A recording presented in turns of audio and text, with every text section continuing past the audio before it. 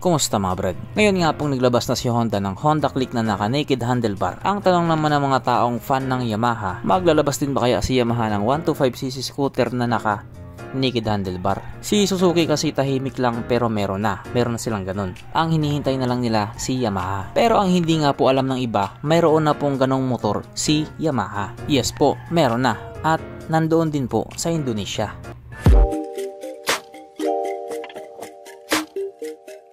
Pero syempre bago tayo magpatuloy, kung bago ka pa lamang napadpad dito sa aking walang kwentang channel, huwag ka na mag-subscribe. So yun na nga, eto ang Yamaha X-Ride 125 na kung titignan nga po natin, may dating din. At dahil nga po 125cc siya, automatic ito yung pantapat nila doon sa Honda Click na naka-naked handlebar or yung Honda Vario Street nga po doon sa Indonesia. Para nga po doon sa mga hindi nakakalam, hindi pa lumalabas itong Honda Vario Street, meron ng Yamaha X-Ride. Yes po, matagal na siyang nilabas doon sa Indonesia. Kaso lang sa hindi malaman na rason, hindi pa rin dinala sa Pilipinas. Pero malay natin sa pagkakataon na ito, pag nilabas nila yung Honda Vario Street sa Pilipinas, baka ilabas na rin nila itong Yamaha X-Ride sa Pilipinas. O diba? Hanggang imagine na lang muna tayo. Kaya dahil dyan, pusapan na naman natin kung ano bang meron sa motor na ito at kung gaano nga ba talaga siya kaganda. So ito nga po ang Yamaha X-Ride 125 na mayroong 125 cubic centimeter engine displacement, 4-stroke single cylinder, single overhead cam with 2 valves. Powered by blower technology, nang ibig nga mong sabihin mas pinalakas na makina at mas pinatipid sa gasolina. Fuel injected at ito po ay naka-air cooled. Panis yan sa Honda Click 125.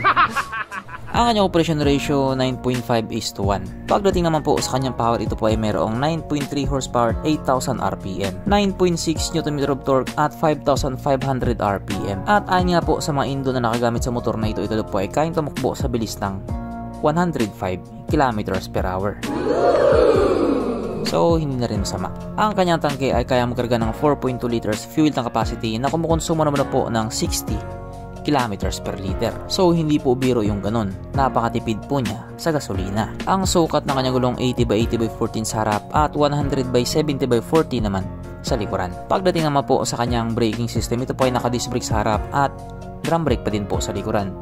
As usual, wala siyang ABS. Pero okay lang naman yun, basta hindi ka lang barubal sa kalsada, ligtas ka. Huwag ka lang mabangga ng badya. Ang kanyang seat height ay mitaas na 760mm at 135mm naman ang kanyang ground clearance. At ang motor na ito ay may kabuuang bigat na 98 kg. So para nga po sa isang 125cc na scooter, sakto lang yung bigat niya. Mapunta naman po tayo sa iba pa niyang mga features. So ang ilaw nga po sa motor na ito, naka-LED na po. Pero bulb type rin yung kanyang mga signal lights. Unlike nga po doon sa ilaw ng bagong Honda Click, iba din po yung style nitong ay Yamaha X-Ride. Nasa gitna lang siya. Pero okay din naman. Gwapo din tignan. Ang kanyang gauge panel ito nga po ay naka-analog pa din. Pero okay lang naman yun. Wala namang problema dun. At hindi nga din po katulad doon sa Honda Click na naka-keyless. Ito po ay disusi pa din. Pero para sa akin, mas pabor ako sa disusi lang. Mas convenient kasi. At ang meron nga po siya na wala doon sa Honda Click, meron din po itong meron pa din po itong kickstart na napaka-importante nga po pag hindi gumana yung push start mo. Pero dito kahit walang push start at kickstart,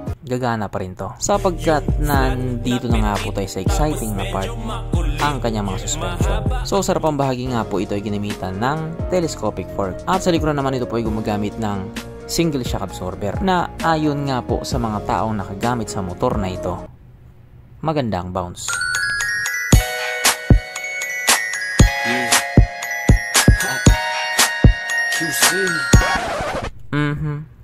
Panigurado.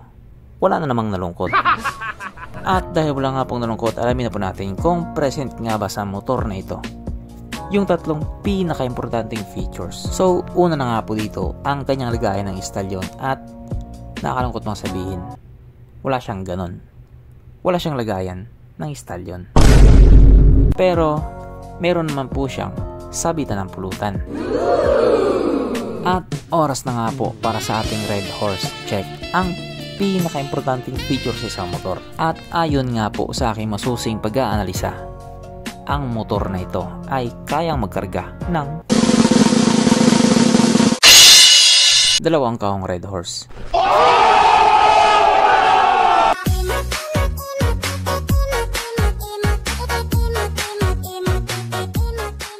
So therefore ang motor na ito ay recommended.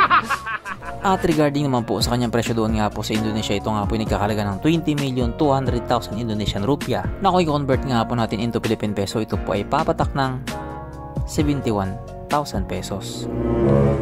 So kayo na pong bahala magsabi kung worth it ba siya para sa presyo niya. Kasi kung itatapat natin siya doon sa Honda Click, mas lamang talaga si Honda Click. Kaya kung sakaling ilabas ni Honda dito yung Honda Click na naka-naked handlebar, sana ilabas na rin ni Yamaha itong kanilang Yamaha X-Ride 125 para kahit papano maganda yung laban. So hanggang dito na lang muna mga brad. Kung may gusto kong sabihin or gustong idagdag doon sa mga sinabi ko, mag-comment ka na lang sa baba. Okay, bye.